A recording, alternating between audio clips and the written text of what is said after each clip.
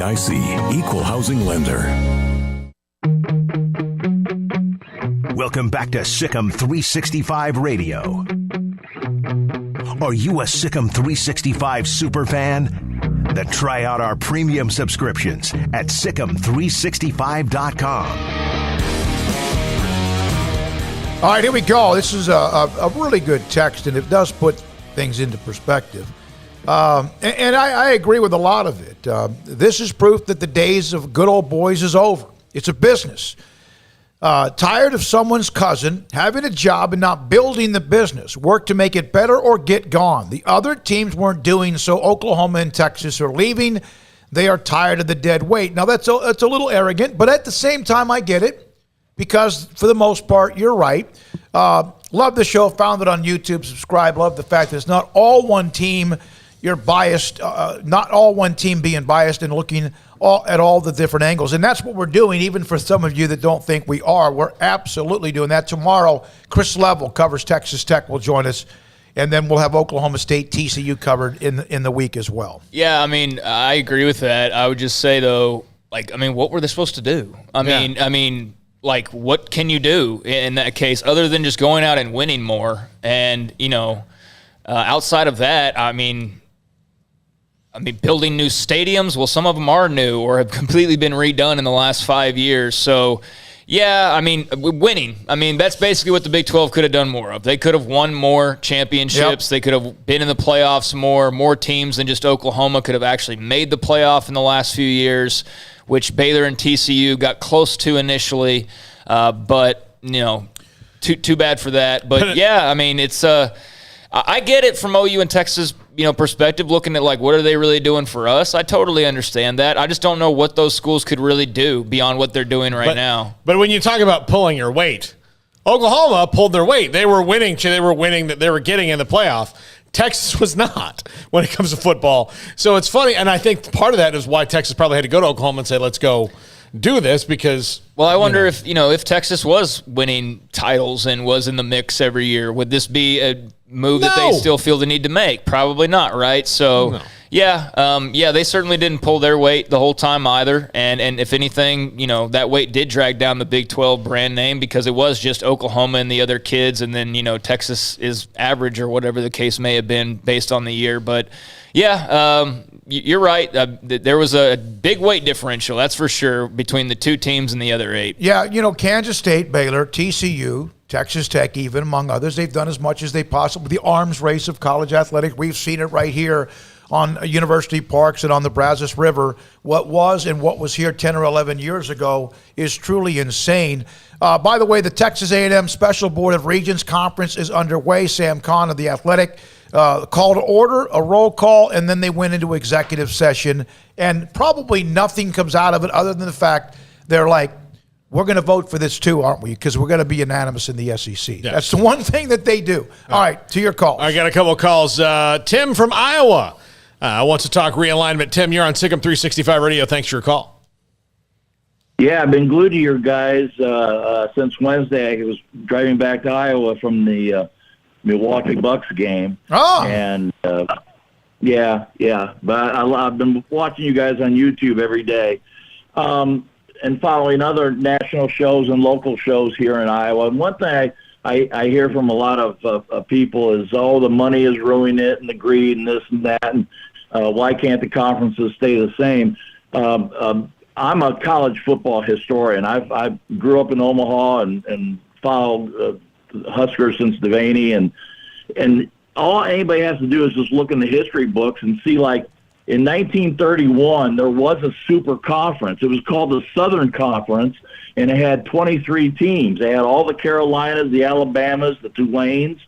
So the idea that a super conference is going to ruin football is just, the sun keeps shining, the wheels keep turning. And schools were jumping from conferences from one to the other, like back in the 50s. Oklahoma State was not a member of the Big Seven. They were actually a member of the Missouri Valley Conference with Drake and Wichita State. So, there's always been this us versus them. Who do we want to partner up with? This isn't anything new. Now, I believe here in Big Ten country, because of all these rumors about Ohio State, Penn State, and Michigan flirting with the Southeast Conference, I think the Big Ten should merge with the Pac-12. You would have all but 3 schools being AAU members. You would be coast to coast. You'd be in every time zone. And I think you would checkmate this power move by the Southeast Conference from the 26 of them joining up and maybe adding an Iowa State or a Kansas, making divisions, and here we go. I got your super conference. So I got your super conference. Yeah. Hey, Tim, I got first. your conference. Yeah, I love it. I love it. Who's your favorite college program? I don't know if I caught that. Well, I'm in the Des Moines area right here, and I went to school in Iowa City. So number one is the Hawkeyes. But every Black Friday, I'm like, well, I hope it's a good game. But I actually worked in the sports information department back in the 70s. I'm 65 years old, so like I said, I go back to the veiny years. And when they were good, sports information. Yeah. Well, here's something. When I was in the sports information department in Iowa City with George Wine and Phil Hattie, for any Hawkeye fans out there, in 77 and 78, there were rumors about kicking Northwestern out of the Big Ten because, and it was started by Michigan, because when Michigan would go to Northwestern and get their cut of the gate out of Northwestern, it was pennies. But then Northwestern would go to the Big House and get their cut and walk away with a wheelbarrow full of money. And Michigan was tired of that. And they were trying to get Northwestern out of the Big Ten back in the late 70s. And so, again, this us versus them, this money drives everything. Old news has been going on since Rutgers played Princeton. I love it, Tim. Thanks for the history lesson and the fact – the fact you connected Iowa and Nebraska, great rivalry, although Iowa's dominated that as well. Thanks for your time. Appreciate you watching us and following what we're doing and stay in touch with us as well. Thank you. Yeah, and he's absolutely – it was a great call, and he's absolutely right. I mean, where'd the Big 12 come from? Yep. It came from chaos. It came from, other conferences shuttering or people moving or whatever. So, yeah, he's absolutely right. This is not anything entirely brand new. I just think, in this case, the world we're living in is entirely different than at any other point as far as, the Amazons and the TV rights and that kind of stuff. Those are the variables that have also, in some cases been in play for a while. But it's just, I think there's far more wild cards now as far as, the direction it can go. I mean, I don't know if back when, some of those schools were moving around, if talk of the dissolution of the NCAA was at the forefront, you know what I mean? And now it kind of is, but no, you're right. I mean, chaos, upheaval, changing conferences, all that's a part of the long history of college football, and it's made it through all that stuff, and I'm sure it'll make it through this. It might look different. It might be a lot more similar to what we've been watching all this entire time. We don't know. Like, that's the thing, and talking with Nicole Auerbach, she had a lot of great perspective, but there's also just a lot I don't know. We'll have to see what this looks like because we're all just playing that guessing game. But, definitely thanks for the phone call. Appreciate that, Tim. All right, and forgive me if I don't get this name right, but I'm just going on the caller ID. Tanya from New Mexico. You're on SicEm365 Radio. Hey, how you guys doing? I just called in to ask a couple questions about the Big 12 situation. And my name's Kay, by the way. I don't know why I said Tanya. Okay. But so what does this mean for schools like Boise State, maybe a BYU, other schools that don't have that big conference to go to, like maybe Houston, even SMU would be a good school to go to the Big 12. What does this mean for them? Are they going to try to get into the Big 12 anytime soon, or is it a possibility that maybe, adding those big schools, or not big schools, but schools that have had success in the past, like these past couple of years, like Houston and Cincinnati and stuff like that, what does it mean for them? Are they going to try to get into the Big 12 to up their credibility and maybe get one of those spots in the Final Four? It's interesting. Great. What was his name again? Tay. Thanks for the call in New Mexico as well. One of the things that's interesting, if you're a group of five, the last few weeks have been good for you. Mm-hmm. One, whatever this leads to that might have some group of five teams be a part of possibly a Power 5 conference if that happens. And number two, the college football playoff expansion. because it will include a group of 5 team or 2. Now, maybe 1, but at least that's better than none. Even though there'll be a lot more teams involved, you're going to get somebody in. So it's been a pretty good few weeks. By the way, I'll talk. We can maybe get Dickey on the show. Jeremiah Dickey from Boise State is an AD who was at Baylor for a long, long time, and maybe get his perspective of what it means for teams like that. Yeah, I'm not sure on Boise State exactly, but as far as the American goes, I mean, that's something that we've had a lot of discussion about, and really it just boils down to who's going to be more of the aggressor. It depends entirely on what the Big 12 and those 8 schools decide to do moving forward. Basically, Tay, if they decide, hey, we want to stick together and we're going to get our money from OU and Texas, that's a chunk of money. Changing money, if they want to do that, then they're probably going to go look at a Boise State or a BYU or Houston, someone along those lines. Or does the AAC kind of inevitably see the writing on the wall, and all of a sudden they're in a position of power where they can actually pull from the Big 12? So that's what remains to be seen, and until we see more movement on that front, it's kind of hard to predict. But I would say that pretty much everything's up in the air right now, other than obviously those already in power conferences aren't going to be looking to leave in a time of uncertainty like this.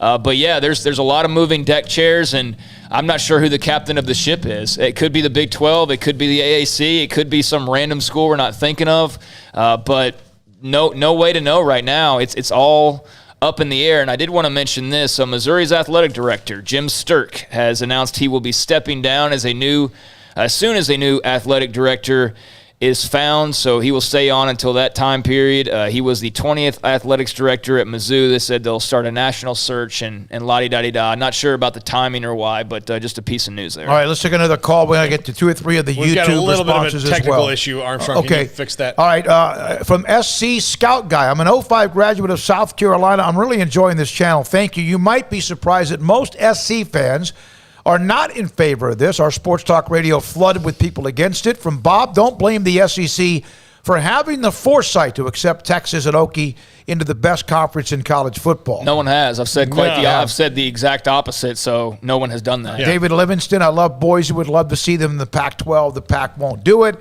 And also, let's see, there's a lot of Notre Dame discussion about if they do anything, Paul, it won't be the Big Ten. Will it be the ACC? Because that's what they're already attached to. It, and so they have to buy their way out of all that stuff. And again, Notre Dame, and we'll talk about this in the top 5. Actually, Notre Dame can sit around and wait. Yeah, they don't have to do a thing. Right. They have a decision to make. They have to really look at it. All right. Dane in Boulder, Colorado. Dane, Buffaloes. Thanks for your call.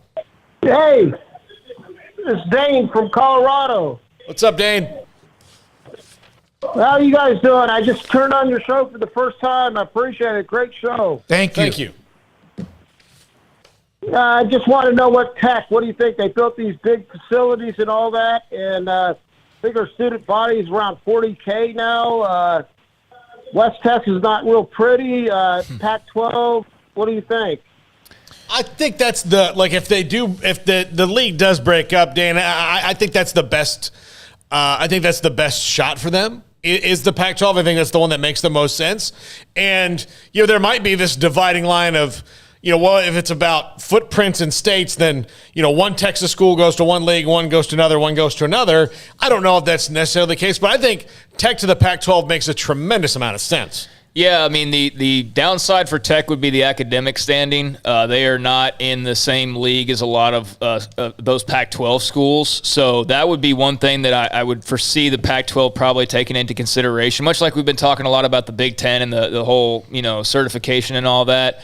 Not exactly sure what the Pac-12's qualifications would be, but, as far as location goes and having competitive programs and dipping your toes into the state of Texas, although it's a much different part of the state of Texas than the part that most people talk about all the time, which is the other side of Texas where we are, and Dallas and Houston and San Antonio and Austin. But no, I think the Red Raiders to the Pac-12 makes a lot of sense. One rumor or just speculation that I see a lot of is the Red Raiders and the Pokes going to the Pac-12. That would make a lot of sense. So I think Tech's probably in a good position right now.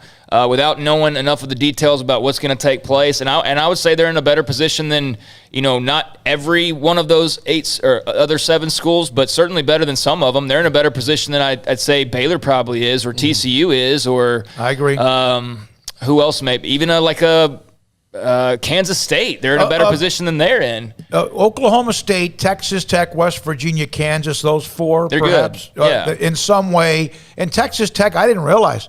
Yeah, last I saw, they had 36,000 enrollment. Yeah. But and you know what, for Texas Tech, and just on a fit for the teams you playing Arizona, Arizona State, Colorado, Utah, that might do well for them. Hell, they're closer to maybe some of the Pac-12 schools than they are teams in the Big 12. I think that sometimes people, if you're watching our show and don't know the geography of Texas, we go to Lubbock when we have to. It's 7 hours from here. It's not like weekend trips to Lubbock. It's not like you go, hey, let's pop by Lubbock. Yeah, it's one of those things. You don't just drive out there. It's not just you got to make it a commitment. 254-339-1122.